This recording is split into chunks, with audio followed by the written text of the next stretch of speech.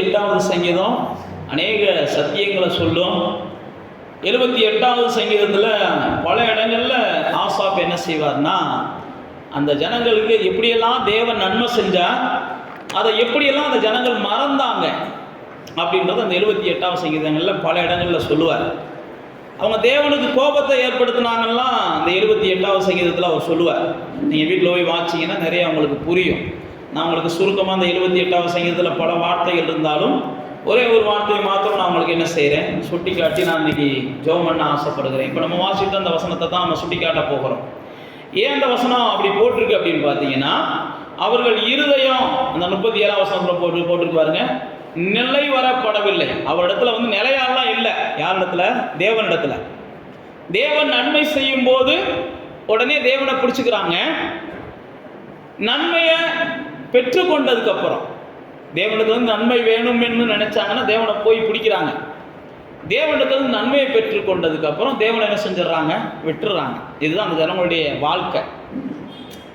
நல்லா தெரிந்து கொள்ளுங்க. எப்போ அவங்க இதை நன்மையை பெற்றுக்கொண்டதுக்கப்புறம் தேவனை விடுறாங்களோ அதுக்கப்புறம் அவங்களுக்கு என்ன செஞ்சிச்சுன்னா அதை காட்டிலும் பெரிய தீமை நடக்கும். எந்த தீமை மாறணும்னு சொல்லி தேவன்கிட்ட வர்றாங்க, அந்த தீமை மாறின உடனே நல்ல வாழ்க்கை அமைஞ்ச உடனே தேவனை விட்டுடுறாங்க. அதுக்கப்புறம் பார்த்தீங்கன்னா கர்த்தர் என்ன செய்கிறாருன்னா, ரைட் விட்டுட்டேல, இன்னும் உனக்கு தீமை வரும். தேவனை நம்பினதுனால தேவனை பிடிச்சதுனால தான் அந்த நன்மை கிடைச்சிச்சுன்ற நினைவு அவங்களுக்குள்ள இல்லை. அவங்க என்ன நினைச்சாங்க, இந்த நன்மையை பெற்றுக்கொண்டாச்சு, இனி நம்ம வாழ்க்கை நல்லா இருக்கும், நம்ம கேட்டது கிடைச்சிருச்சு, இனி தேவன் தேவையில்லை, நம்ம வாழ்க்கை நல்லா இருக்கும், நம்ம எதிர்பார்த்தது நடந்துருச்சு, இனி தேவன் தேவையில்லை, நம்ம வாழ்க்கை நல்லா இருக்கும், நம்ம பிள்ளைகள் நல்லா இருப்பாங்க அப்படின்னு இவங்க நம்பிடுறாங்க. நம்புறதுனால விளைவுகள் என்ன செய்யுதுன்னா இன்னும் மோசமாக போகுது. இதெல்லாம் நீங்கள் 78வது சங்கீதத்தில் வாட்சி பார்த்தீங்கன்னா உங்களுக்கு புரியும். அதனால தான் இயேசு சொல்லும்போது சொன்னார், ஒரு மனுஷன்ட்டு பிசாசு போயிடும், ஆனால் அந்த மனுஷன் பிசாசு போனதுக்கப்புறம் அந்த இருதயத்தை தேவனை வைத்து நிரப்பலை, தேவனுடைய வார்த்தைகளை வச்சு நிரப்பலை, தேவனுடைய ஆவியை வச்சு நிரப்பலைன்னா போன பிசாசு இன்னும் 7 மடங்கு பிசாசுகள் என்ன செய்யும்? கூப்பிட்டுட்டு வரும்னாரு. பிசாசு ஒரு மனுஷன்ட்டு போயிடும். அதுக்கப்புறம் இயேசுவே சொல்றாரு, அவனுடைய முன்னிலைமையை காட்டிலும் பின்னிலைமை என்ன செய்யும்? இன்னும் கேடுள்ளதா போகும்ன்றாரு. நம்ம மக்கள் அப்படிதான் நினைக்கிறாங்க. ஆலயத்துக்கு போனோம்னா பிசாசு போயிடும், தேவ சமூகத்துக்கு போனோம்னா இந்த காரியம் நடந்துரும், அல்லது தேவனை நினைச்சாச்சுன்னா இந்த காரியம் நடந்துரும், அதுக்கப்புறம் நம்ம என்ன செஞ்சிடலாம், போயிடலாம் அப்படின்னு நினைக்கிறாங்க. வேதத்தில் வாட்சி பார்த்தீங்கன்னா தேவன் இஸ்ரவேலரை பார்த்து சொன்னாரு, எப்பா நீ அடிமையா இருந்தப்ப நான் உன் மேல அன்பு வச்சு உன்னுடைய அடிமைத்தனத்தை நீக்கும்படி நான் என்ன செஞ்சேன்? பல அதிசயங்களை செஞ்சேன். உனக்காக உன் சத்துருக்களை நான் பகைச்சேன், உனக்காக உன்னை துன்பப்படுத்தினவங்களை நான் என்ன செஞ்சேன்? துன்பப்படுத்தினேன். உனக்காக எல்லாத்தையும் செஞ்சேன். எல்லாத்தையும் செஞ்சுட்டு உனக்கு ஒரு சுகமான வாழ்வை நான் கொடுத்த உடனே நீ என்ன செய்யற? என்னையை தான் பகைக்கிற, எதெல்லாம் எனக்கு பிடிக்காதோ அதெல்லாம் நீ செய்ய ஆரம்பிச்சிடுற. இஸ்ரவேலரை பார்த்து தேவன் பேசுற வார்த்தை, எதெல்லாம் நான் அருவருக்கிறேன்னு தெரிஞ்சோ, நீ அழுகக்கூடாதுன்றதுக்காக உனக்கு அழகான தேசத்தை கொண்டு வந்து கொடுத்தேன், கடைசியில் என்னையே அழுக வச்சுக்கிட்டு இருக்கியடா அப்படின்னு சொல்லி தான் அந்த ஜனங்களோடு கூட தேவன் பேசுவார். இன்னைக்கு நான் உங்களுக்கு சொல்லுகிறேன், அநேக தேவ பிள்ளைகள் அப்படிதான் செய்யறாங்க. அவங்க வாழ்க்கையில எந்த அளவுக்கு ஆசீர்வாதம் பெருகுதோ அந்த அளவுக்கு அவங்க ஆண்டவருக்கு விரோதமான செயல்களையும் அவங்க என்ன செய்யறாங்க? பெருக்க ஆரம்பிச்சிடுறாங்க. ஆசீர்வாதம் இல்லாத நாட்கள்ல கூட ஆண்டவருக்கு பயந்து இருக்கிறாங்க, மேன்மை இல்லாத நாட்கள்ல கூட ஆண்டவருக்கு பயந்து இருக்கிறாங்க, எவ்வளவோ எளிமையான வாழ்க்கை வாழ்ந்த நாட்களை கூட ஆண்டவருக்கு பயந்து இருக்கிறாங்க. ஆனால் எல்லா சூழ்நிலைகளையும் ஆண்டவர் அவங்களுக்கு ஆசீர்வாதமாக மாற்றின உடனே அவங்க என்ன செய்கிறாங்கன்னா ஆண்டவருக்கு பிடிக்காத அநேக காரியங்களை அவங்க செய்ய ஆரம்பிச்சிடுறாங்க. நீங்கள் நல்லா தெரிஞ்சுக்கோங்க, ஆசீர்வதிக்கப்பட்டவங்க தான் அநேக அக்கிரமங்களை செய்ய ஆரம்பிச்சிடுறாங்க. இன்னைக்கு நீங்கள் பாருங்க, அதிகாரத்தில் நல்ல ஒரு பொசிஷனில் இருக்கிறவங்க பார்த்தீங்கன்னா நல்லவங்களா இருக்கிறவங்க ரொம்ப அபூர்வம். நல்ல பணத்தோடு இருக்கிறவங்கள பாருங்க, நல்லவங்களா இருக்கிறவங்க ரொம்ப அபூர்வம். நல்ல பதவியில் இருக்கிறவங்கள பாருங்க, நல்லவங்களா இருக்கிறவங்க ரொம்ப அபூர்வம். வேதத்தில் எடுத்துக்கோங்க, தாவீது சின்ன சின்ன விஷயங்கள்ல கூட என்ன செஞ்சான்? தேவனே நம்மை வேதனைப்படுத்துகிற வழியேட்ட வந்துடக்கூடாதுப்பான்னா.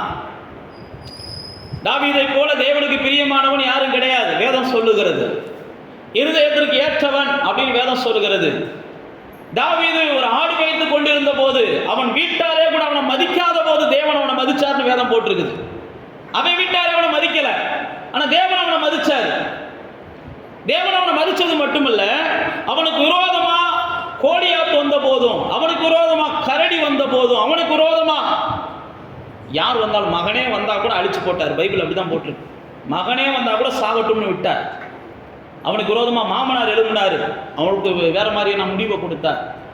அவ்வளவு தூரம் தேவன் அவனை நேசித்தார். அவனுக்கு விரோதமா யார் எழும்பினாலும் தேவன் அவர்களோடு கூட என்ன செஞ்சார்னா அவர் போரிட்டார். நம்ம பார்க்கிறோம். ஏன் நான் உங்களுக்கு சொல்லுகிறேன்னா, இப்படிப்பட்ட தாவீது ஒரு பெரிய ஸ்தானத்துக்கு வந்துடுறான், பெரிய மகாராஜாவை உயர்ந்துடுறான். வேற யாரையும் நம்ம சொல்ல தேவையில்லை, வேதத்திலிருந்தே சொல்லலாம். உலகத்திலேருந்து சொல்லணும்னாலும் நம்ம எத்தனையோ பரிசுத்தவான்களை சொல்லலாம். நம்ம உலகத்துக்கெல்லாம் போக வேண்டாம், பைபிளுக்கே வருவோம். நம்ம எல்லாருக்குமே தெரியும், நல்ல உயர்ந்த இடத்துல இருக்கிறான். உயர்ந்த இடத்துல இருக்கிறவன் திடீர்னு பார்த்தீங்கன்னா அவனுடைய சேனாதிபதியோட ஒரு மனைவி, அவனுடைய சேனாதிபதியோட மனைவி மேலே அவன் மோகம் கொண்டு அந்த அம்மாவை கூப்பிட்டு தவறான உறவு வச்சு, பைபிளில் பார்த்தீங்கன்னா தெரியும். தாவீது பெரிய இடத்துல இருக்கிறான், அவனை தட்டி கேட்கலாம் யாராலையும் முடியாது. அவன் எந்த அக்கிரமத்தையும் செய்யலாம். அவ்வளவு தூரம் ஆகாதவனா போயிட்டு, அதனால தான் நான் சொல்றேன், சில நேரத்தில் ஆசீர்வாதம் கூட கூட ஆண்டவர் மேல உள்ள அன்பு நமக்கு கூடலன்னு வைங்களேன், ஆண்டவரை தேடுகிறது கூடலன்னு வைங்களேன், ஆண்டவரை நேசிக்கிறது கூடலன்னு வைங்களேன், ஆசீர்வாதம் பெருகுது, பதவி பெருகுது, பணம் பெருகுது, உறவு பெருகுது அப்படின்னு சொல்லிட்டு நீங்க ஆண்டவரோட இருக்கிற நேரத்தை குறைக்க ஆரம்பிச்சிட்டீங்கன்னா உங்களை இருள் மூட ஆரம்பிச்சிடும். தேவையில்லாத பழக்க வழக்கங்கள் உங்கள்கிட்ட வர ஆரம்பிச்சிடும். பொல்லாப்பு கண்டிப்பா உங்க வீட்டுக்குள்ளேயும் உங்க உள்ளத்துக்குள்ளேயும் குடிகொள்ள ஆரம்பிச்சிடும். ஆண்டவரை நீங்க எந்த அளவுக்கு கூட கூட கூட உங்களுடைய வாழ்க்கை உயர உயர நேசிக்கிறீங்களோ அந்த அளவுக்கு தான் உங்களுடைய உயரம் அடுத்து உங்களுடைய வம்சத்துக்கும் கை கொடுக்கும். இல்லைன்னா உங்க உயரம் உங்க வம்சத்துக்கு என்ன செய்ய அஞ்சிடாது, கை கொடுக்காம அது உங்க வம்சத்துக்கு வினைகளை விதைச்சு வச்சது மாதிரி போயிடும். நீங்க செத்ததுக்கு அப்புறம் உங்க வம்சம் அதை சேர்த்து அனுபவிக்கும். அப்ப தாவீதை பாருங்க, அவ்வளவு உயரத்துல போனவன் ஆகாததை செஞ்சிடறான். ஆகாததை செஞ்சது மட்டுமல்ல, நீங்க அந்த இடத்துல வாட்சி பார்த்தீங்கன்னா அந்த சேனாதிபதி பேர் உரியான்னு போட்டிருக்கு. அந்த உரியா அவ்வளவு உத்தமனா இருக்கிறான். தாவீது கூட அவ்வளவு உத்தமனா இல்ல, உரியா அவ்வளவு உத்தமனா இருக்கிறான். யாருக்கு உத்தமனா இருக்கிறான்னா தாவீதுக்கு உத்தமனா இருக்கிறான். யாருக்கு உத்தமனா இருக்கிறான்? அந்த தேசத்துக்கு உத்தமனா இருக்கிறான். நீங்க வாட்சி பார்த்தீங்கன்னா அந்த பகுதியை வாசிக்கும் போது உண்மையே நீங்க ஒத்து வாட்சி பார்த்தீங்கன்னா உங்களுக்கு அழுக வந்துடும். உரியாவிட்ட அந்த தேசத்து ராஜா தாவீது என்ன செய்யறான்? உச்சிதமான பொருட்களை கொடுத்து, விலை உயர்ந்த பொருட்களை கொடுத்து, யுத்தத்தில் இருக்கிறவனை கூப்பிட்டு வந்து, போய் உன் மனைவியோட சந்தோஷமா இரு, வேண்டதை நான் என்ன செய்யறேன், உன் மனைவியோட நீ சந்தோஷமா இருக்கிறதுக்கு என்னென்ன வேணுமோ அத்தனையும் செய்யறேன்னு ஒரு ராஜா சொல்றான். நல்லா யோசிச்சு பாருங்க. அந்த இடத்துல யாராகிலும் இருந்தா, நானா இருந்தாலும் நீங்களா இருந்தாலும் யாரா இருந்தாலும், ராஜாவை போல ஒரு புண்ணியவானு உலகத்திலே இல்லடா. அவ்வளவு பெரிய யுத்தம் நடந்துகிட்டு இருக்கு. இவ்வளவு யுத்தம் நடக்கும் போது என் மேல எவ்வளவு கரிசனை அந்த ராஜாவுக்கு அப்படின்னு தான் நினைக்க தோணும். கர்த்தர் ஒருத்தருக்கு தான் வெளிச்சம். ஏன் எவ்வளவு தூரம் கரிசனை வைக்கிறான்னு கர்த்தருக்கு மட்டும்தான் தெரியும். உரியாவுக்கு கூட தெரியாது. ஏன் இவ்வளவு தூரம் கரிசனை வைக்கிறான் அப்படின்னு சொல்லி பொருட்களை வாங்கி கொண்டு போய் கொடுக்கிற மற்ற சேனாதிபதிகளுக்கு கூட தெரியாது. தாவீதுக்கு கர்த்தருக்கு ஒருத்தருக்கு தான் தெரியும் ஏன் இப்படி கரிசனை வைக்கிறான்ட்டு. அதனால தான் சில நேரத்தில் நம்ம மேலே அதிகமாக ஒரு மனுஷன் கரிசனை வைக்கிறான்னா ஏன் வைக்கிறான்னு ஒரு கேள்வியாவது நீங்கள் கேட்கணும். இந்த மனுஷன் நம்ம மேலே இவ்வளோ கரிசனை வைக்கிறதுக்கு என்ன காரணம் அப்படின்ற ஒரு கேள்வியாவது நமக்கு வரணும். பரவாயில்லையே பரவாயில்லையே பரவாயில்லையேன்னு போனீங்கன்னா கண்டிப்பாக பாதாளம் விரிவாக திறஞ்சிருக்குமா, வாயை மொத்தமாக அவங்கள முழுங்கி போட்டிருக்குமா. அதனால் தேவையில்லாதவங்ககிட்ட இருந்து வருகிற உதவிகளை அதிகமாக என்ன செய்யாதீங்க, நாடாதீங்க. ஏதோ ஒரு நேரம் வருது, கத்தரால் வருதுன்ட்டு போயிருங்க.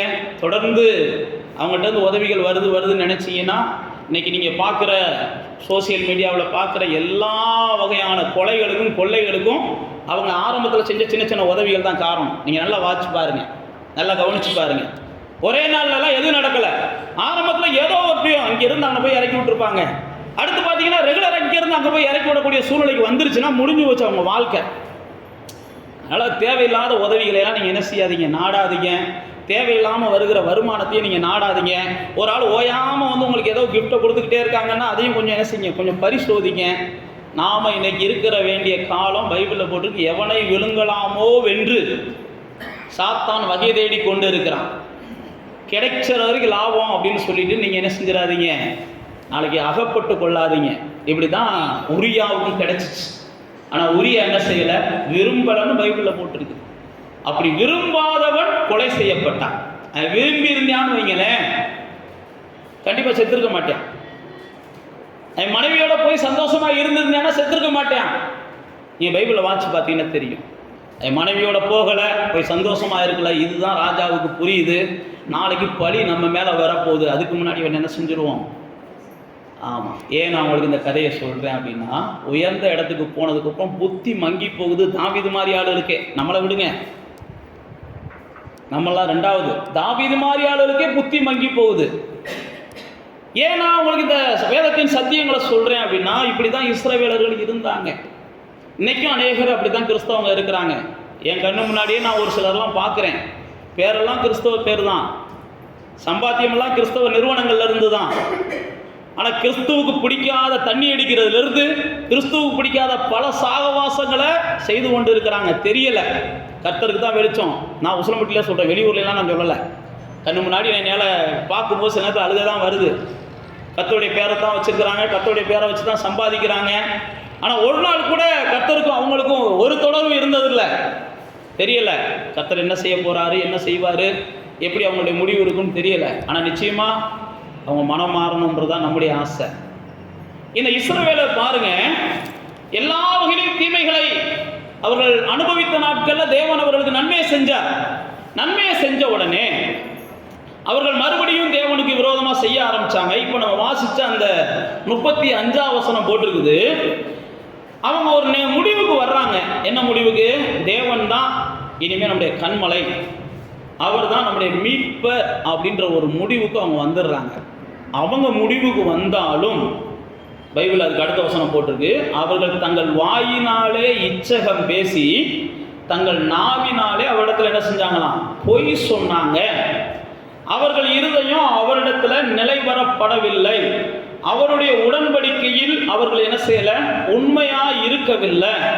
ஆனால் அதுக்கு அடுத்த வசனத்தில் தான் போட்டிருக்கு, தேவன் என்ன செஞ்சார்னா அவங்க மேலே அழிக்காமல் இரக்கம் உள்ளவங்களாகி அவங்க அக்கிரமத்தை மன்னிச்சுட்டு அவங்க மேலே கோபத்தை எழுப்பாமல், அதுக்கு 39ஆம் வசனம் போட்டிருக்கு, இவங்கெல்லாம் மாம்சம், இவங்கெல்லாம் திரும்பி வராமல் அகலுகிற காற்று என்று சொல்லி என்ன செஞ்சாராம்? ஆமாம், நினைவு கூர்ந்து இவன் இப்படி தான் இருப்பான் அப்படின்ற ஒரு முடிவுக்கு கர்த்தர் வந்துட்டாராம். இவன் இப்படி தான் இருப்பான், அதனால தான் இவன் இப்படி இருந்தால் கூப்பிடும்போது அவனுக்கு உதவி செய்வோம், அவன் கொழுத்து போய் உதைக்கும் போது ஏற்றுக்கிடுவோம். நல்லா தெரிஞ்சுக்கோங்க, கூப்பிடும்போது உதவி செய்கிறாரு, கொழுத்து போய் உதைக்கும் போதும் தேவன் ஏற்றுக்கிறார். இதுதான் தேவனுடைய பெரிய இயல்பு. அப்போ தேவனுடைய பிள்ளைகளை இன்னைக்கு நம்ம கற்றுக்கொள்ள போகிற காரியம் என்னன்னா, தேவன் உங்களை நினைச்ச உடனே நீங்க எந்த சூழ்நிலையில இருந்தாலும் அந்த நிமிடமே உங்க வாழ்க்கையில என்ன செய்யுதுன்னா எதிர்பார்க்கிற அதிசயம் நடக்குது. நீங்க தேவனுடையவர்களாக இருக்கிற ஒரே காரணத்துக்காக, தேவனை தேடுகிறவர்களாக இருக்கிற ஒரே காரணத்துக்காக, தேவனை சேவிக்கிறவர்களாக இருக்கிற ஒரே காரணத்திற்காக, தேவனுடைய நாமத்தை உச்சரிக்கிறவர்களாக இருக்கிறபடினால நீங்க எவ்வளவுதான் ஆழத்துக்கு போனாலும், எவ்வளவுதான் அழிவுக்கு போனாலும், எவ்வளவுதான் கீழான சூழ்நிலைக்கு போனாலும், எப்போ நீங்கள் தேவனை நினைக்கிறீங்களோ உடனே அவர் உங்களை நினைக்க ஆரம்பிச்சிடுறார். அவரை நீங்கள் நினைச்ச உடனே அவர் உங்களை நினைக்க ஆரம்பிச்சிடுறார். ஆண்டவரே அப்படின்னு சொல்லி அவங்க நினைச்சாங்களாம். நினைச்ச உடனே தேவன் நினைக்க ஆரம்பிச்சிட்டாராம். ஆனால் தேவன் எப்போ ஒரு மனுஷனை நினைக்கிறாரோ அப்போவே அவங்களுடைய நிலைமையில மாற்றங்கள் வர ஆரம்பிக்கும்.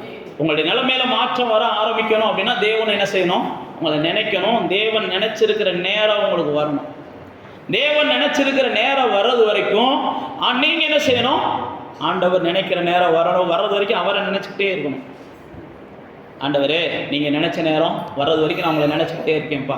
அதனால தான் சங்கீதத்தில் சொல்லும்போது சொல்றாரு, வழிகளில் எல்லாம் அவர் என்ன செய் நினை, உன்னுடைய வழிகளை எல்லாம் நினைச்சேன். 37ஆம் சங்கீதத்தில் சொல்றாரு பாருங்க, உன் காரியம் என்ன செய்யும்? வாய்க்கும். அந்த சங்கீதத்தில் அந்த வசனத்தை எடுத்து வாசிக்க. 37ஆவது சங்கீதம் 37ஆவது சங்கீதம். உன் வழிகளெல்லாம் அவரை நினை, அப்போ உன் காரியம்லாம் என்ன செய்யும்? வாய்க்கும்.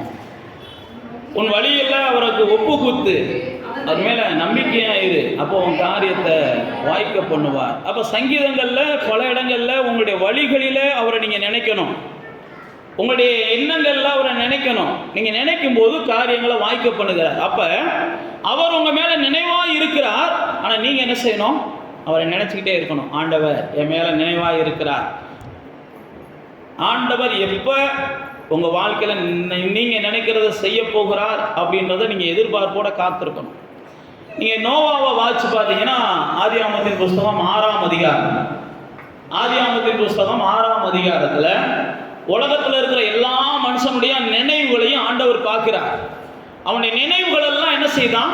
பொல்லாததா இருக்கான். 6ஆம் அதிகாரத்தை எடுங்க, பைபிள் வச்சுருக்கிறவங்கலாம். அவனுடைய நினைவுகள் எல்லாம் பொல்லாததா இருக்குதான். அவனுடைய நினைவுகளை எல்லாம் பார்த்த உடனே கர்த்தருக்கு கஷ்டமா போச்சான். 6ஆம் அதிகாரம் ஆதியாகமத்தின் புஸ்தகம் 5ஆம் வசனத்துல போட்டிருக்கு, மனுஷனுடைய அக்கிரமம் பூமியில் என்ன செஞ்சிருச்சான்?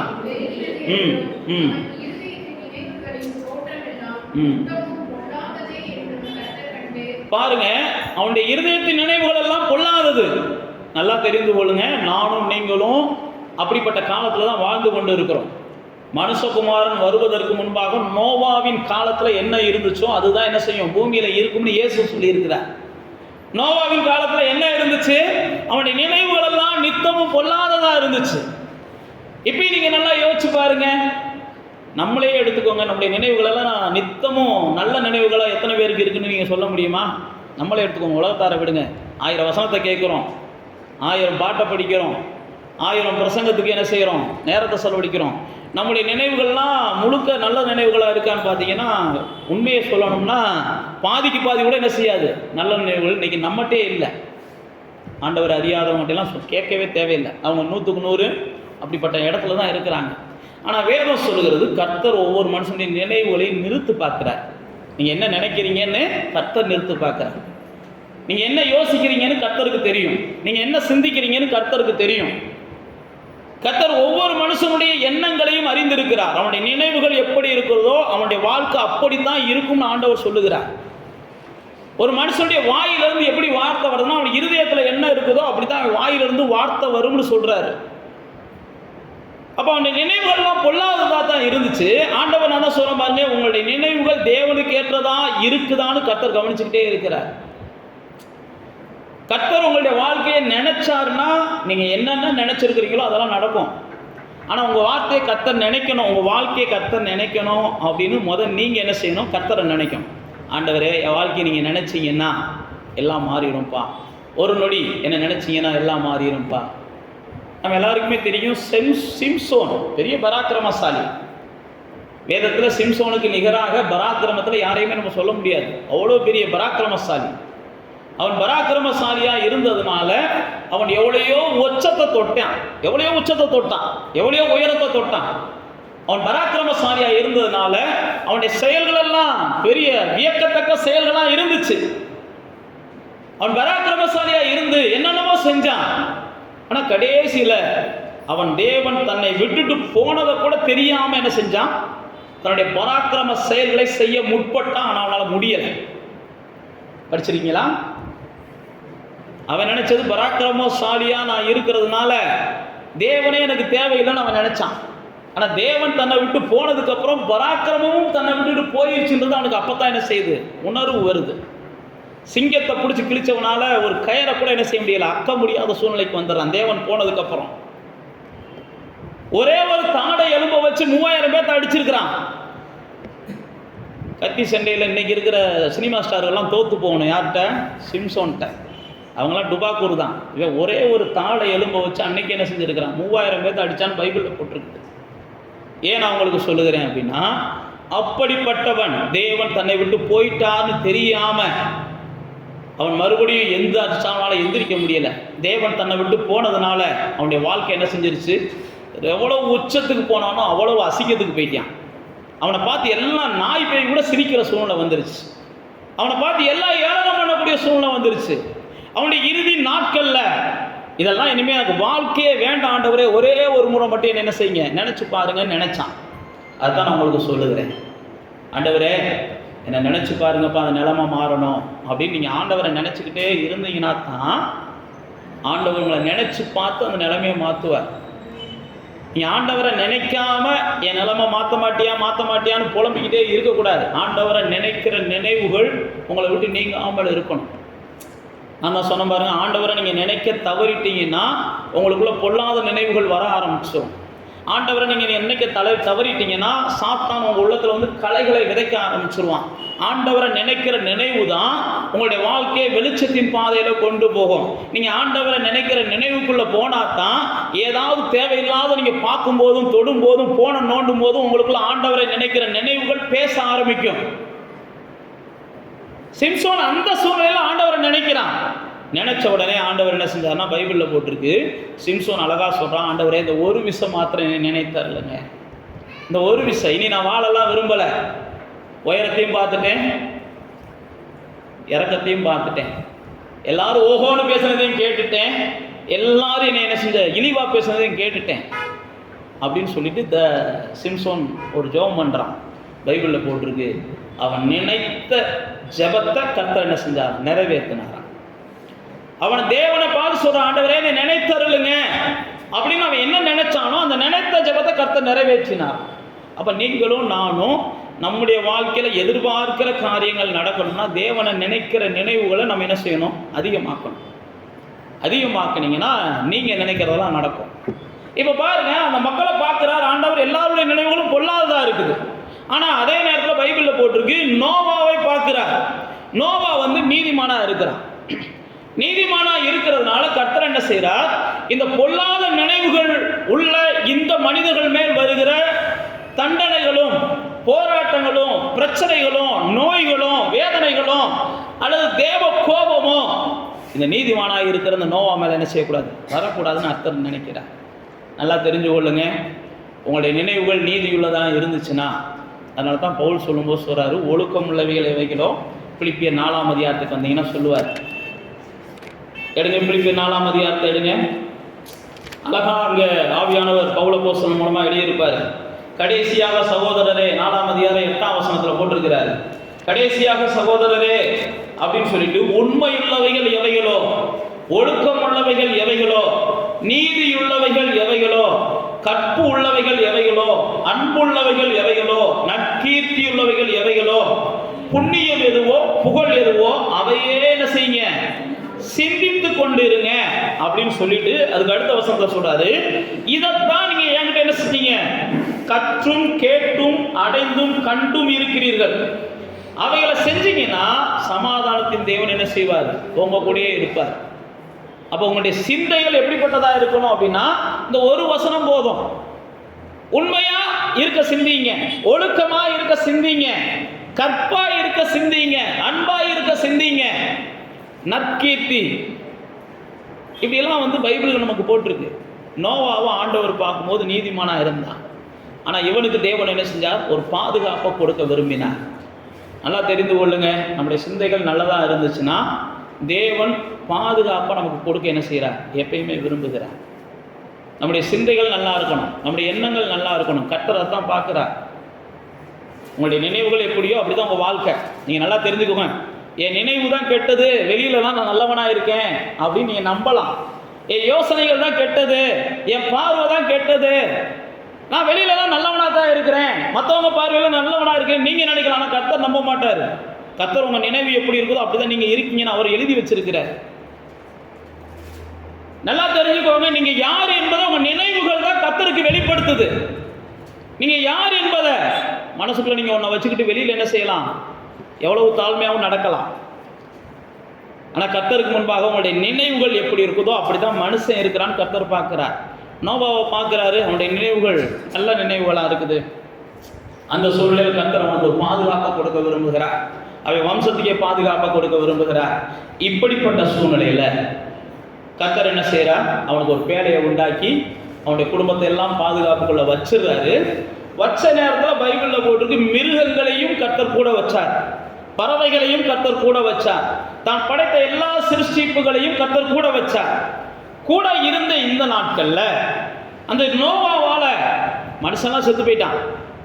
மனுஷன்லாம் செத்து போயிட்டான். இப்போதைக்கு இவன் குடும்பம் மட்டும்தான் இருக்குது, இவன் குடும்பம் மட்டும்தான் இருக்குது. ஆனால் பெரிய மிருகங்களோட வாழக்கூடிய சூழ்நிலை, பறவைகளோட வாழக்கூடிய சூழ்நிலை, தீய மிருகங்களோட வாழக்கூடிய சூழ்நிலை, நாத்தத்தோட வாழக்கூடிய பல சூழ்நிலைகளை அவன் பார்க்குறான். பார்த்த உடனே பைபிளில் போட்டிருக்கு, கர்த்தர் என்ன செஞ்சாராம், நோவாவை நினைவு கூர்ந்தா இந்த சூழ்நிலையிலிருந்து அவனை வெளியில் கொண்டு வருவான், புதிய பூமிக்குள்ளே அவனை கொண்டு வருகிறார். சில நேரத்தில் கர்த்தர் நினைக்கிறது வரைக்கும் நாம் மிருகங்களோடு வாழக்கூடிய சூழ்நிலைகள் வரும். கர்த்தர் நினைக்கிறது வரைக்கும் துன்மார்களோடு நான் நிற்கக்கூடிய சூழ்நிலைகள் வரும். கர்த்தர் நினைக்கிறது வரைக்கும் இப்படிப்பட்ட கொடிய மனிதர்களோடு நாம் வாழக்கூடிய சூழ்நிலைகள் வரும்.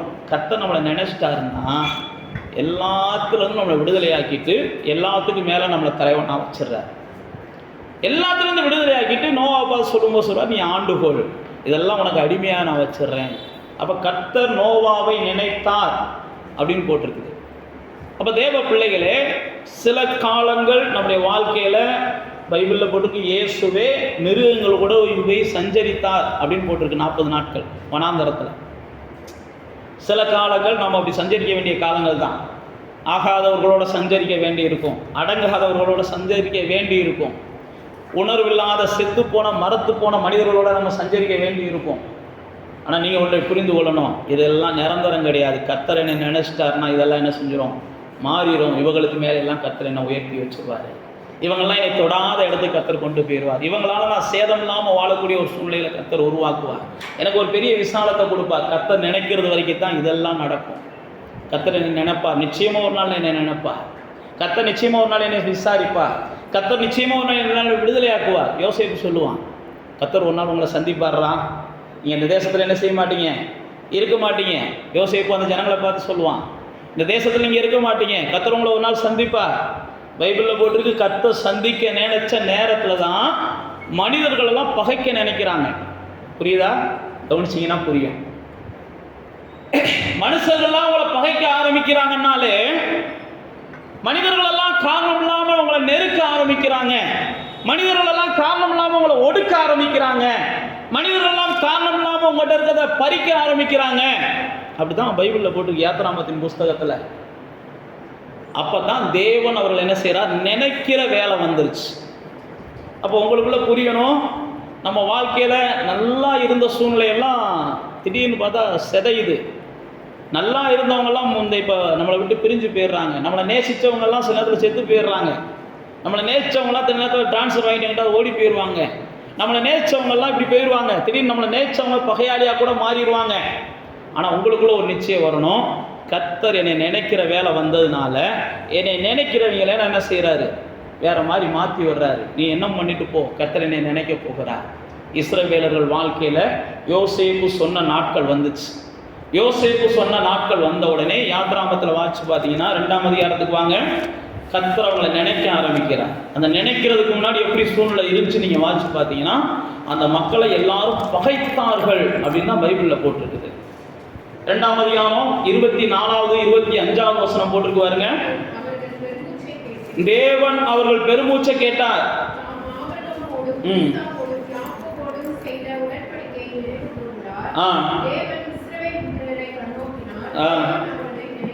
பாருங்க, தேவன் நினைக்கிறதுக்கு முன்னாடி 1ஆம் அதிகாரத்தில் என்ன நடந்துச்சு, மனுஷர்கள் எல்லாம் அவர்களை நெருக்கினார்கள் பைபிளில் போட்டிருக்கு. மனிதர்கள் எல்லாம் அவர்கள் வாழ்வை கசப்பாக்கினார்கள்னு பைபிளில் போட்டிருக்குது. மனிதர்கள் எல்லாம் இன்னும் அவர்களை துன்பப்படுத்தினார்கள்னு பைபிளில் போட்டிருக்கு. அப்போ மனிதர்கள் எல்லாம் நல்லா தெரிஞ்சுக்கோங்க, அரக்கர்களாய் மாறும்போது தான் ஆண்டவர் நம்ம மேலே என்ன செய்கிறார், கிருபையாக இருக்கிறார். அந்த நேரம் வந்துருச்சுன்ற நினைவு நமக்குள்ளே வரணும். சில நேரத்தில் மனிதர்களெல்லாம் அரக்கர்களாய் மாறும்போது, மனிதர்களெல்லாம் பொல்லாதவர்களாய் மாறும்போது நாம் என்ன செஞ்சிடறோம்னா, தேவனும் அப்படிப்பட்டவராய் இருக்கிறாரே, இவர்களுக்கு துணை செய்கிறார், இவர்களை கவனிக்க மாட்டேன்றார், இவர்களுக்கு பழி வாங்க மாட்டேன்றார், இவர்களுக்கு எதுவும் நடக்க மாட்டேங்குது அப்படின்னு சொல்லி நாம் இப்படி பேச ஆரம்பிச்சிடறோம். ஆனால் வேதத்தை நம்ம கொஞ்சம் ஆராய்ச்சி பண்ணோம்னா, இப்படிப்பட்ட சூழ்நிலையில் கர்த்தர் என்னை நேசிக்கிற அப்படின்னால என்னை நினைக்க ஆரம்பிக்கிறார். கர்த்தர் எனக்கு ஏதோ ஒரு நன்மையை செய்ய போகிறார். இவங்கெல்லாம் பகைக்கிறதுனால நான் ஒன்றை புரிந்து கொண்டேன், கர்த்தர் எனக்கு நன்மை செய்ய போகிறார், கர்த்தர் எனக்கு ஆசீர்வதிக்க போகிறார், கர்த்தர் என்னை விடுதலையாக்க போகிறார், கர்த்தர் எனக்கு அதிசயத்தை செய்ய போகிறார். இப்படி தான் நீங்கள் யோசிக்கணும். பைபிள் நமக்கு அப்படி தான் சொல்லி கொடுத்துருக்கு. தேவன் நினைப்பதற்கு முன்பாக நோவா மிருகங்களோடு வாழ்ந்தான். தேவன் நினைப்பதற்கு முன்பாக இஸ்ரவேலர்கள் அரக்கர்களோடு வாழ்ந்தாங்க. அரக்கர்களாக அவங்க மாறிட்டாங்க. இஸ்ரவேலர்களை துன்பப்படுத்துறாங்க. சாப்பாடு கூட கொடுக்க மாட்டேன்ற அளவுக்கு மாறிட்டாங்க. சாப்பாடு கொடுக்கணும்னா கூட பட்னியோடு உழைக்கணுன்ற இடத்துக்கு வந்துட்டாங்க. நீங்க பைபிளை வாசிச்சு பாருங்க, தெரியும். அப்ப தேவன் நம்ம நினைக்கிற நேரம் வரும்போது இதெல்லாம் சில நேரத்தில் நிகழும். ஆனால் தேவன் எப்போ நம்ம நினைக்கிறாரோ அதுக்கப்புறம் பார்த்தீங்கன்னா மாற்றங்கள் வர ஆரம்பிச்சிடும். இவங்களை இனிமேல் நம்ம பார்க்கவே கூடாத சூழ்நிலையை கர்த்தர் உருவாக்குவார். இனி இந்த எகிப்தியரை என்ன செய்யக்கூடாது, பார்க்கவே கூடாது. என் வாழ்க்கையை இவனை பார்க்கும் போதெல்லாம் உனக்கு என்ன செய்யும், இவன் படுத்துன துன்பம் ஞாபகம் வரும். இவனை பார்க்கும் போதெல்லாம் இவன் படுத்துன கொடுமை உனக்கு ஞாபகம் வரும். இவனை பார்க்கும் போதெல்லாம் இவனால் நீ பட்ட காயங்கள் உனக்கு ஞாபகம் வரும். இனிமேல் இவனை என்ன செய்ய மாட்டேன், அவன் கண்ணிலே காமிக்க மாட்டேன்றாரு. புரிஞ்சா புரியலையா? கர்த்தர் எப்படிலாம் திட்டம் போடுறாருன்னு பாருங்க.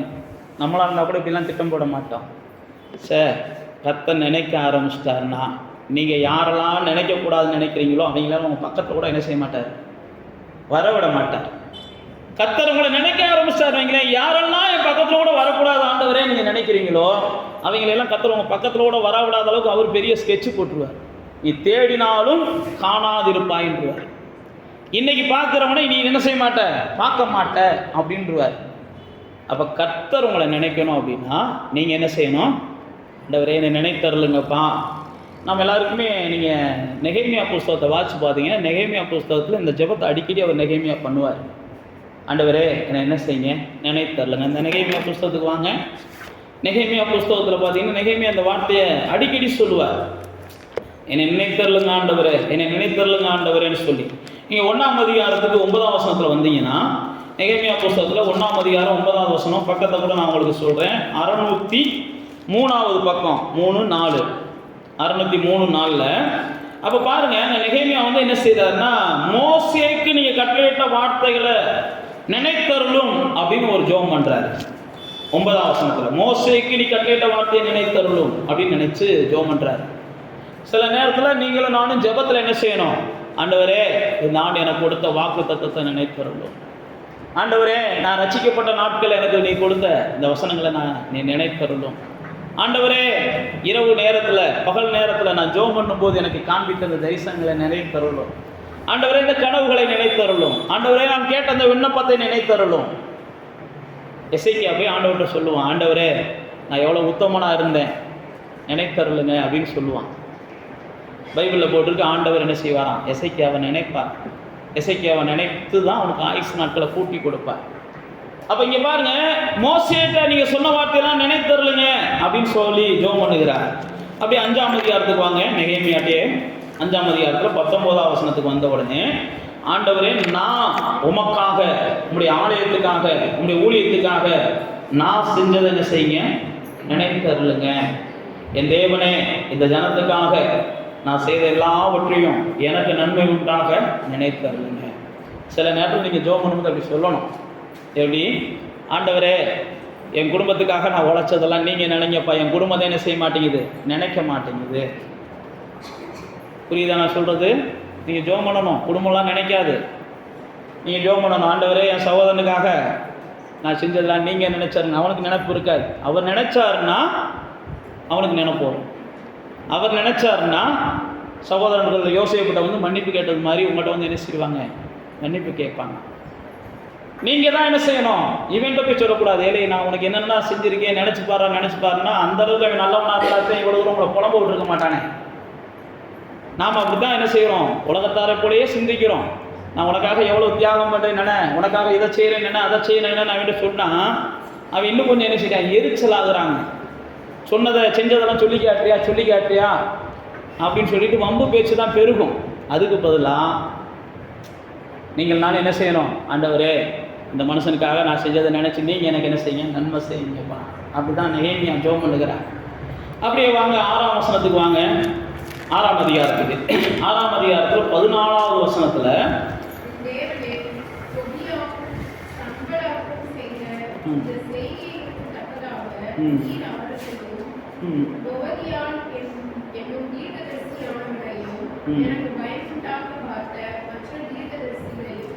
பாருங்க, இங்கே கவனிச்சிங்களா அந்த ஜெபத்தை?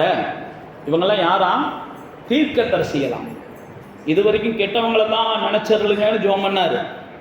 இப்போ பார்த்தீங்கன்னா நல்லவங்க மாதிரி இருக்கிறவங்களையும் கொஞ்சம் என்ன செய்ய, ஆண்டவரே நினைங்கன்றார். பக்தி உள்ளவங்கள்ட்டையும் நம்ம கவனமாக இருக்கணும்.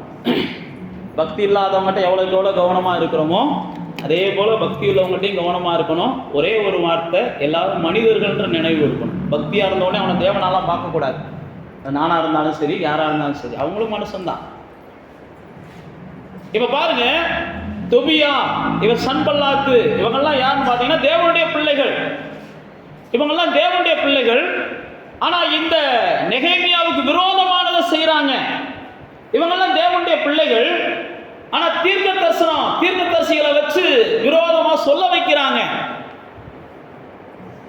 அப்போ தேவ பிள்ளைகளாகிய நீங்களும் நானும் இன்னைக்கு பொல்லாத அல்லது கள்ள ஊழியர்களிடத்துல கள்ள போதனைகள்ல அகப்பட்டு விடாமல் இருக்கணும்னு சொல்லி ஜெபம் பண்ணணும். இன்னைக்கு பக்தி உள்ளவங்களுக்கு இருக்கிற பெரிய ஆபத்தே கள்ள போதனை தான், கள்ள ஊழியர்கள் தான். பக்தி உள்ளவங்க என்ன செய்யறாங்க? பால் எது பாய்சன் எதுன்னு கூட தெரியாத அளவுக்கு தான் இன்னைக்கு இருக்கிறாங்க. பக்தி உள்ளவங்களுக்கு இருக்கிற பெரிய ஆபத்து இன்னைக்கு என்ன செய்ய மாட்டேங்குது? உபதேசத்துல கள்ள உபதேசம் எது, நல்ல உபதேசம் எதுன்னு தெரிய மாட்டேங்குது.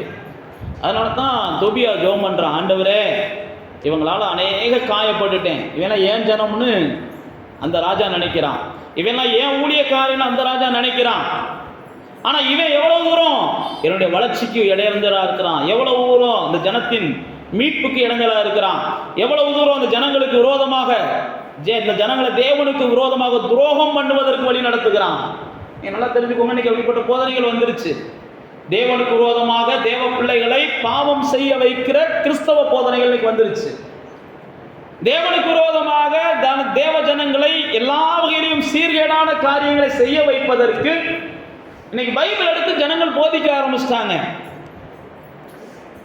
நான் மறுபடியும் சொல்லுகிறேன், அவங்களெல்லாம் திருத்த முடியாது, அவங்களெல்லாம் மாற்ற முடியாது, அவங்களெல்லாம் வாதம் பண்ண முடியாது. நமக்கு தெரியணும், இவன் கள்ள போதகனா, ஆண்டவனே இவனால நான் எந்த போதனையும் கற்றுக்கொள்ளக்கூடாதுப்பா, இவன் போதிச்ச எந்த போதனையும் மண்டையில் ஏறிடக்கூடாதுப்பா, என் இருதயத்தை தொற்றக்கூடாதுப்பா.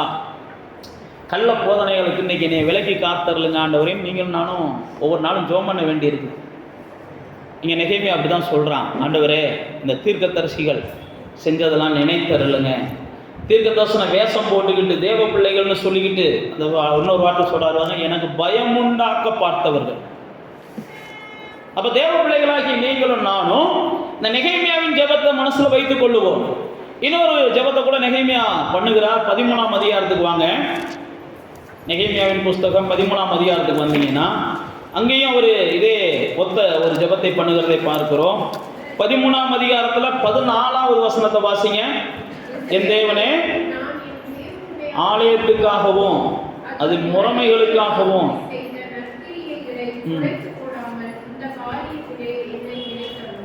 பாருங்க, நான் ஏதாவது தேவனுக்காக செய்யணும்னு நினைக்கிறேன், தேவனுடைய ராஜ்யத்துக்காக ஏதாவது செய்யணும்னு நினைக்கிறேன்.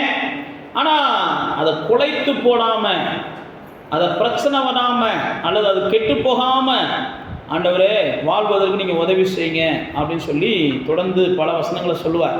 13ஆம் அதிகாரத்தில் 28, 9, 29 வாட்சி பார்த்தீங்கன்னா அங்கே இதே மாதிரி சொல்லுவார். 28, 29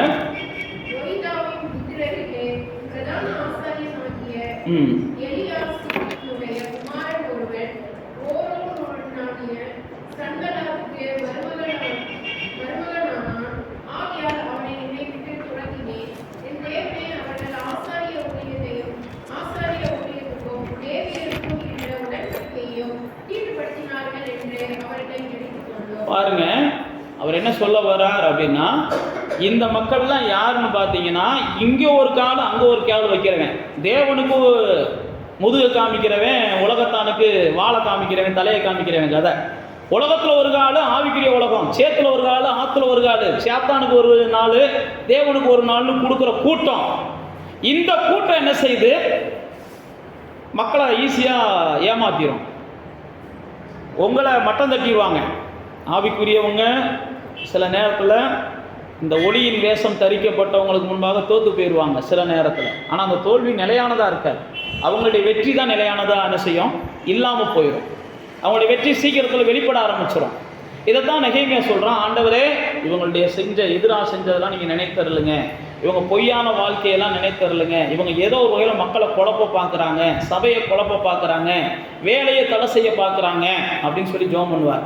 கடைசியாக அவர் ஜெபம் பண்ணி முடிக்கிறது, எனக்கு நன்மை உண்டாக என்ன செய்ய. கடைசி வசனத்தை வாசிக்கிறோம் பாருங்க.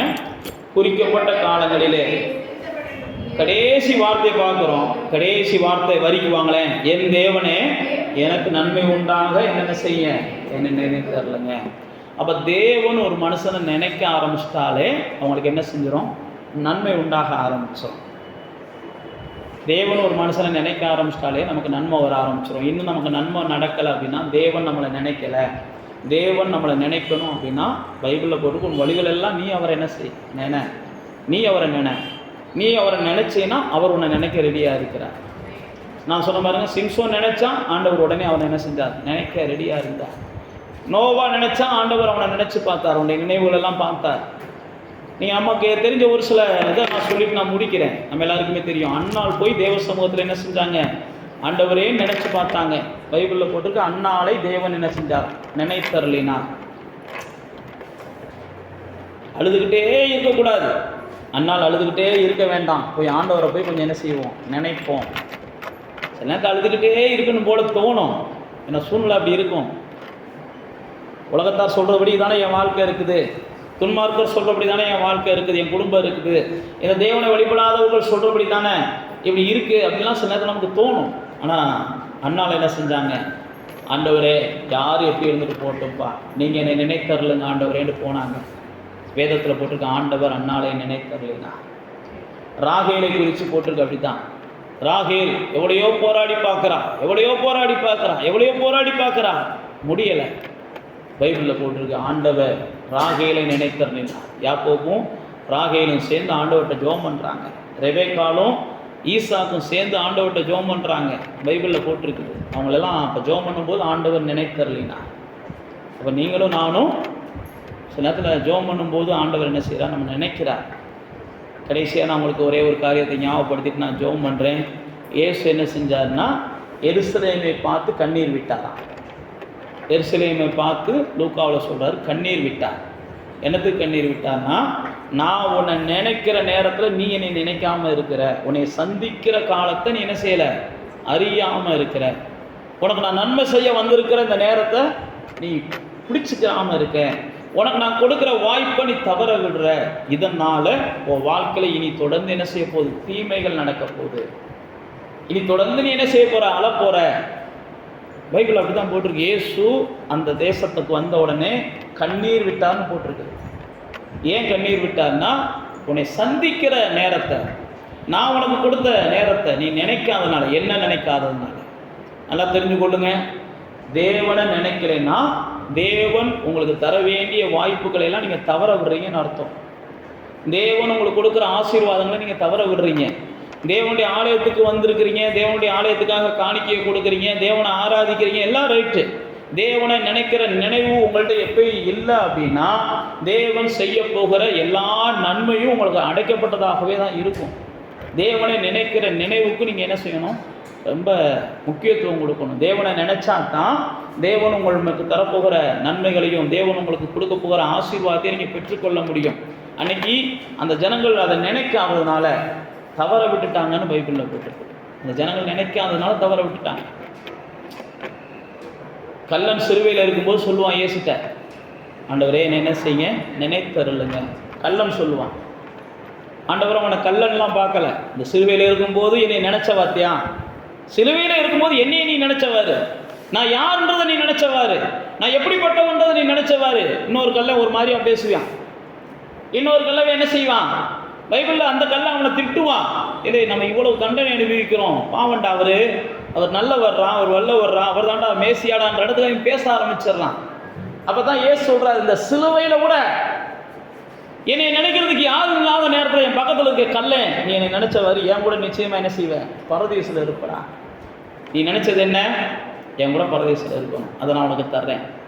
தேவ பிள்ளைகளே, தேவன் நீங்கள் நினச்சிங்கன்னா நீங்கள் நினச்சதை தர்றாரு. அதுதான் உங்களுக்கு நான் சொல்கிறேன். நீங்கள் அவரை சந்திச்சிங்கன்னா கண்டிப்பாக உங்களுக்கு சந்தோஷம் கிடைக்குது.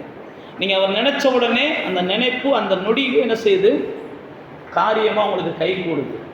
அதனால் தேவன் உங்களுக்கு எல்லாவற்றையும் செய்ய ஆயத்தமாக இருக்கிறார். இந்த கள்ளன் பாருங்க, சிலுவையில் நினைச்சான் பரதேசுக்கு போகணும்னு, சிலுவையில் தொங்கிக்கிட்டு சாகுற நேரத்தில் நினைக்கிறான். அவன் நினைவுகளை கர்த்தர் என்ன செஞ்சார்? வாய்க்க பண்ணார்.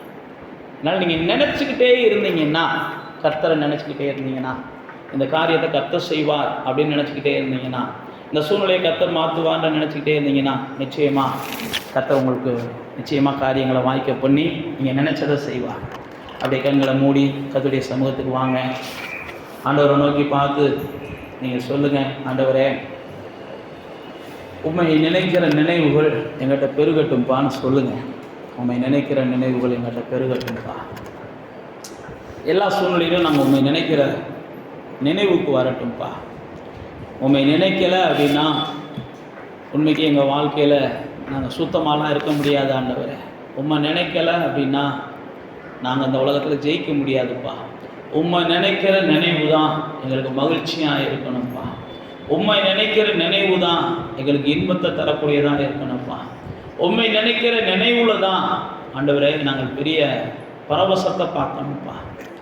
உண்மை நினைக்கும் போது வருகிற அந்த சந்தோஷம் இந்த உலகத்தில் வேறு எதுலேயும் இருக்காது என்பதை நாங்கள் அறிஞ்சிருக்கிறோம்ப்பா. ஆண்டவரே உண்மை நினைக்கிற அந்த சந்தோஷத்தை நாங்கள் ருசிக்கும் போது தான் அது தேனை கூட திகட்டிடும். ஆனால் என் தேவனை நினைக்கிற நினைவுள்ள வருகிற இன்பம் ஒருபோதும் திகட்டாததாக இருக்கும். நீங்கள் தேவனை நினைக்கத்தான் நீங்கள் தேன் கூட்ட கூட மிதிக்கிறவங்களாக மாறுவீங்க. தேவனை நினைக்கிற நினைவுல இருக்கிற இன்பத்தை நீங்கள் ருசிக்க ஆரம்பிச்சிட்டிங்கன்னா அதுக்கப்புறம் பார்த்தீங்கன்னா உங்களுடைய நினைவுகள் எல்லாம் இனிமையானதாக மாறிடும். உங்களுடைய பேச்சுக்கள் இனிமையானதாக மாறிடும். உங்களுடைய நினைவுகள் எப்படி இருக்குதோ அப்படி தான் பேச்சுக்கள் வரும். உங்களுடைய நினைவுகள்லாம் இனிமையானதாக மாறும். உங்களுடைய பேச்சுக்கள் இனிமையானதாக மாறும். உங்களுடைய வாழ்க்கை இனிமையானதாக மாறும். தேவனை நினைக்கிற நினைவுகளை நீங்கள் அதிகமாக்குங்க. தேவனுடைய வார்த்தைகளை நினைக்கிறதுக்கு அதிகமாக நேரம் கொடுங்க. தேவனுடைய காரியங்களை நினைங்க. தேவனுடைய அதிசயங்களை நினைங்க.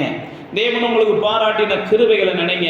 கொஞ்ச நேரம் கண்ணை மூடி யோசிச்சு பாருங்க, ஆண்டவர் எனக்கு என்னெல்லாம் செஞ்சிருக்கிறார், ஆண்டவர் என் வாழ்க்கையில் என்னென்னலாம் செஞ்சிருக்கிறார், ஆண்டவர் என் வாழ்க்கையில் இது நடக்காதுன்னு நினச்சேன் அதை எனக்கு நடத்தி கொடுத்தார், அது நடக்காதுன்னு நினச்சேன் எனக்கு அதை நடத்தி கொடுத்தார், ஆண்டவர் என் வாழ்க்கையில் இவங்க சொன்னாங்க உனக்கெல்லாம் அது கிடைக்காதுன்னு சொன்னாங்க அது கிடைக்கும்படி செஞ்சார், அவங்க சொன்னாங்க உன் வாழ்க்கையெல்லாம் உருப்படாதுன்னு சொன்னாங்க ஆனால் என் வாழ்க்கை இன்னைக்கு மேன்மையாக்கிட்டார் அப்படின்னு கொஞ்ச நேரம் யோசிச்சு மட்டும் பாருங்களேன். ஆண்டவரை சிந்திச்சு பாருங்களேன்.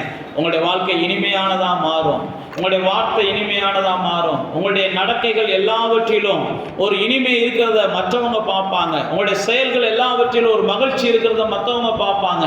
உங்கள் மூலமாக அநேகருடைய வாழ்க்கைக்குள்ள சந்தோஷம் பிரவேசிக்கும். உங்கள் மூலமாக அநேகருடைய வாழ்க்கைக்குள்ள சமாதானம் பிரவேசிக்கும். உங்கள் மூலமாக அநேகருடைய வாழ்க்கைக்குள்ள வெளிச்சம் பிரவேசிக்கும். உங்கள் மூலமாக அநேகருடைய வாழ்க்கைக்கு உயிரடையக்கூடிய ஒரு சூழ்நிலை உருவாகும். நீங்கள் தேவனை நினைச்சிங்கன்னா, நீங்கள் தேவனை மட்டும் நினச்சி பாருங்கள், உங்கள் வாழ்க்கையிலையும் மாற்றம் வரும். உங்கள் வாழ்க்கை மூலமாக அநேகர் வாழ்க்கையில் மாற்றம் வரும். கர்த்தர் தம்மை நினைக்கிறவர்களை அவர் எப்பயும் நினைக்கிறார். கர்த்தர் நம்மை நினைக்கிறவர்களுக்கு எப்பயும் நன்மை செய்கிறார். கர்த்தர் தம்மை நினைக்கிறவர்களுக்கு எப்பயுமே ஒரு பங்கு கூடுதலாக தான் தருகிறார். தம்மை நினைக்கிறவர்களுக்கு நல்ல கர்த்தரை நினைக்கிற நினைவுகளை அதிகமாக்குங்க. அந்த ஜனங்கள் இஸ்ரவேலர்கள் அவங்க எவ்வளோதான் கர்த்தரை மறந்தாலும் தனக்கு 100 ஆபத்து வரும்போது நினைச்சாங்க. ஆபத்து நீங்கின உடனே கர்த்தரை மறந்துட்டாங்க. நீங்களும் நானும் அப்படி இருக்கக்கூடாது. ஆபத்து வந்தாலும் ஆசீர்வாதம் வந்தாலும் என்ன வந்தாலும் கர்த்தர் தான் எனக்கு முதல்ல. கர்த்தர் தான் எனக்கு முதல்ல. ஒரு உலகத்தான எடுத்துக்கிட்டிங்கன்னா ஒரு கடையில் ஒரு 10 குச்சியை கொளுத்துட்டு தான் அடுத்து நான் காசை வாங்கி கல்லாவில் போடுவேன்னு உலகத்தான் சொல்கிறான். உலகத்தான பார்த்துட்டிங்கன்னா நீங்களே வெக்கப்படணும். ஒரு உலகத்தான் சாமி கும்பிடாம தான் தொடமாட்டேன்னு நினைக்கிறான், தன்னுடைய சாமியை கும்பிடாம. நீங்களும் நானும் அப்படிப்பட்ட நினைவுலாம் இருக்கான்னு தெரியலை. கர்த்தருக்கு தான் தெரியும் உங்களுடைய நினைவுகள். அவனை காட்டிலும் மேலான தெய்வத்தை நம்ம ஆராதிக்கிறோம். ஆனால் அவன்கிட்ட இருக்கிற நினைப்பு நம்மகிட்ட வர மாட்டேங்குது. நீங்கள் நினைங்க நல்லா இருப்பீங்க. கர்த்தர் தன்னை நினைக்கிற எல்லாத்தையும் நல்லா தான் வச்சிருக்கிறார். உங்களையும் நல்லா வைக்கணும்னு சொல்லித்தான் அவர் நினைக்கிறார். நீங்கள் அவரை நினைக்கணும்னு சொல்லித்தான் உங்கள்கிட்ட அவர் என்ன செய்கிறார், எதிர்பார்க்கிறார். கர்த்தரை நினைக்கிற நினைவுகளை அதிகமாக்குங்க. நிச்சயமாக அந்த பூமியில் ஒரு நன்மையான வாழ்வை நீங்கள் வாழ்ந்திருக்க கர்த்தர் உதவி செய்யலாம். இதாவே இந்த நாளிலும் இந்த ஆண்டின் இறுதி நேரத்தில் நாங்கள் வந்திருக்கிறோம். ஆண்டவரே உம்மை நினைக்கிற நினைவுகள் எங்கள் வாழ்க்கையில் பெருக நீங்கள் உதவி செய்யுங்கப்பா. வேதம் சொல்கிறபடி தேவனுக்கு பிரியமானவைகளை நாங்கள் நினைக்கட்டும், பிரியமானவைகளை நாடட்டும். தேவனுக்கு பிரியமானவைகள் ஒழுக்கமுள்ளவைகள், அன்புள்ளவைகள், கற்புள்ளவைகள்னு சொல்லி வேதம் சொல்லி இருக்கிறவைகளால் நாங்கள் சிந்தனைகளை நிரப்பிட்டோம். வீணான சிந்தனைகளுக்கு நாங்கள் இடம் கொடுக்காம, ஆண்டவரே பொல்லாத சிந்தனைகளுக்கு நாங்கள் இடம் கொடுக்காம, ஆகாத எண்ணங்களுக்கு, ஆகாத சூழ்நிலைகளுக்கு நாங்கள் இடம் கொடுக்காம, எங்களுடைய நேரங்களையும் எங்களுடைய காலங்களையும் நீர் கொடுக்குற சூழ்நிலைகளையும் வாய்ப்புகளையும் நாங்கள் தவறாக பயன்படுத்தி தேவையற்ற சூழ்நிலைகளுக்கு நாங்கள் நேரத்தை செலவழிக்காமல் தேவனை நினைக்கிற நினைவுகளுக்கு நாங்கள் நேரம் செலவழிக்கட்டும்ப்பா. எங்களுடைய நேரத்தை தேவனோடு கூட நாங்கள் செலவழிக்கட்டும். இந்த நேரம் முதற்கொண்டு எங்களுடைய நினைவுகள் தேவனுக்குள்ள பெருகட்டும் ஆண்டவரே. எங்களுடைய எண்ணங்கள் தேவனை பற்றினதாக மாறட்டும். எங்களுடைய ஏக்கங்கள் தேவனை பற்றினதாக மாறட்டும். எங்களுடைய யோசனைகள் தேவனை பற்றினதாக மாறட்டும்.